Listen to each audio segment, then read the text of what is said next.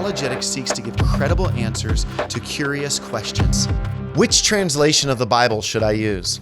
When it comes to picking out a Bible to read from, people can get really paralyzed on which translation to choose. Now, the Bible was originally written in Hebrew, Greek, and there are some sprinkled portions of Aramaic. The Old Testament is primarily written in Hebrew, the New Testament in Greek, and then we see these Hebrew phrases, and there's Hebrew portions like in the book of Daniel, or Hebrew phrases like tetelestai, it is finished.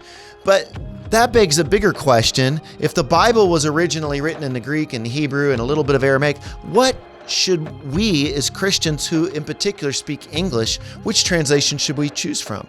And I think that we have different options. There are different types of translations. There are paraphrases like the Message or the Living Bible, and that just kind of really gets in and paraphrases what's going on in the original language. Then there is what is known as dynamic equivalent, like the NIV or the New Living Translation. And a dynamic equivalent seeks to translate the idea of the word. So there's a little bit of liberty in the translation in order to provide great readability. And that's why the NIV and the New Living Translation, they're smooth reads. They're translating the idea of the word. So they're trying to be fair and close as possible, but it's still, sometimes you see the idea being translated. And then there are literal translations like the ESV, the King James Version, the NASB.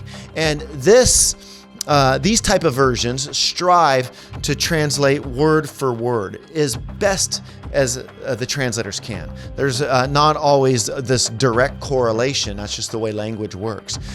So if you're trying to do some in-depth Bible study and you don't have language training, I would say go with a literal translation. If you're doing a devotional read, dynamic equivalent, or if you're really looking for how to get your hands around what's going on in a complicated passage, a paraphrase can help you to understand what's taking place there. Ultimately, we believe that the Greek, the Hebrew is the best language to understand, but we're realistic and know that not everybody will be able to do that. So get yourself a good translation and realize that we don't have to get too hung up on this.